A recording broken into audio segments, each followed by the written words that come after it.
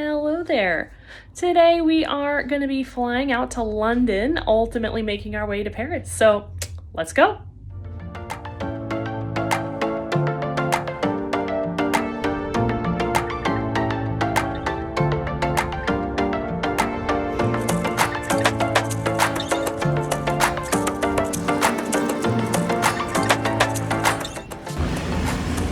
Just got through security, and as usual, it took like barely any time at all here at Boston Logan, so we are now a horrendous 3 hours early for our flight, but that's okay. We're gonna hang out.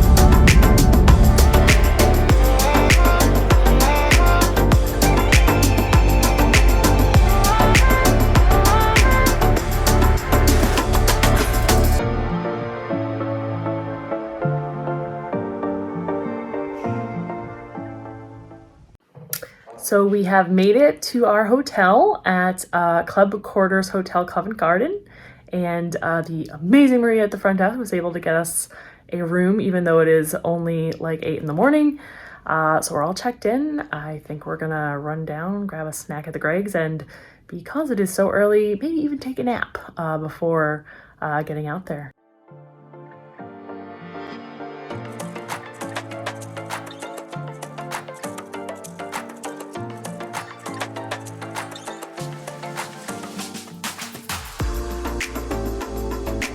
Could be the extreme exhaustion talking, but that really did hit the spot. We had a beef vegetable pasty and a caramel custard donut and berry set go drink. Very good for a quick on the go kind of thing, or good enough.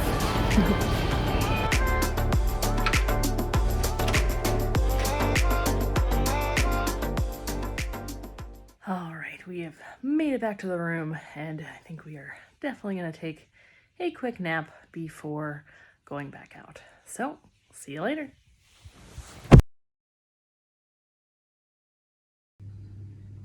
All right, well, we're on the other side of a 2-hour nap now, so we're going to head over to Temple Church.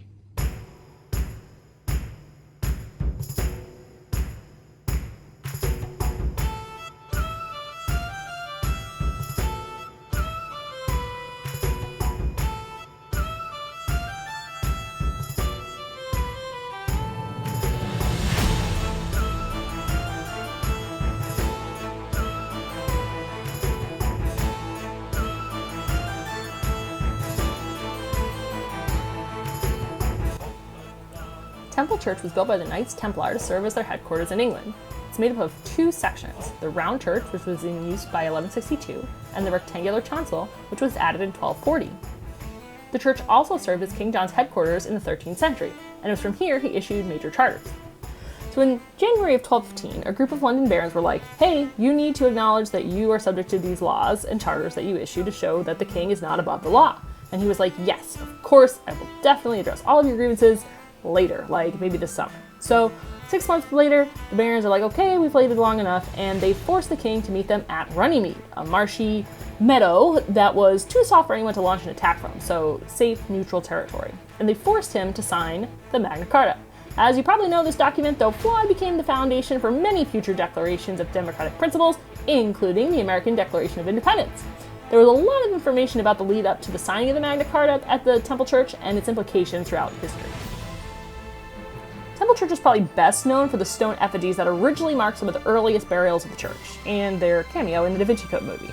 These include William Marshall I and his son, William Marshall II, who were amongst those who stood up to King John at Runnymede. The oldest effigy is that of Geoffrey Mandeville, 1st Earl of Essex, who died in 1144. They also have some amazing carvings along the walls of the round church. I mean, look at this guy. He's great. This guy too.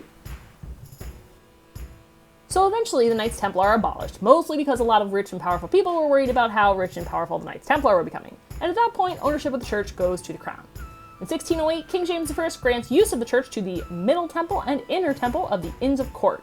Basically, these are societies of barristers and lawyers, and they could use it in perpetuity as long as they would maintain it, which they do, and it's still in use today as their ceremonial chapel, and of course just as a church holding regular services. Being nearly 8.5 centuries old, parts of the church have understandably needed to be restored and rebuilt over the years, especially after it suffered severe damage from German bombs in World War II. When we went up the spiral staircase to the Triforium, which you really should do, I mean, have you really been to Europe if you haven't trudged up hundreds of old spiral stairs?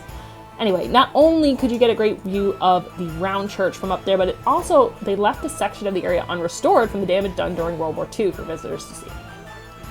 Overall, it was a pretty cool place to visit. It was only £5 each. They did not sell tickets online in advance. We just paid when we got there. And I think we spent about like an hour to an hour and a half there, and that was reading pretty much every info panel that they had.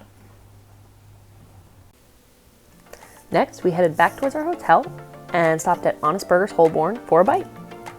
Fun fact, the British usually eat their hamburgers with a fork and a knife, but we did not do that because that is just way too much work.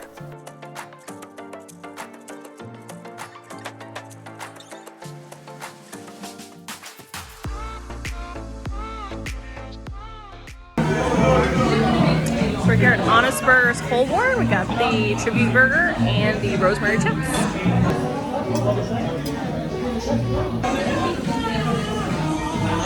Very good chips.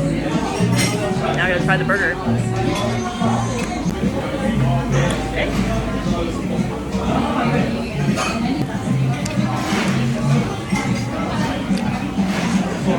Very good. So overall, that was really good.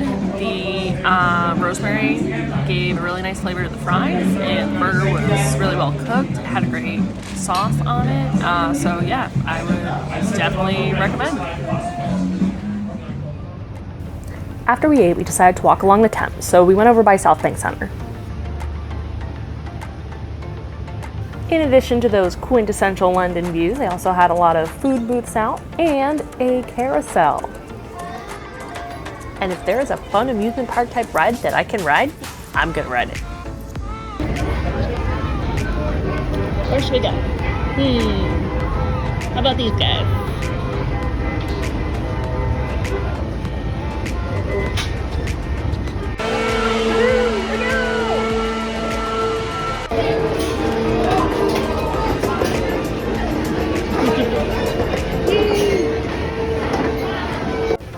Next, we headed over to t.sylvia Comedy Club, which again was right in the Holborn area, right near our hotel.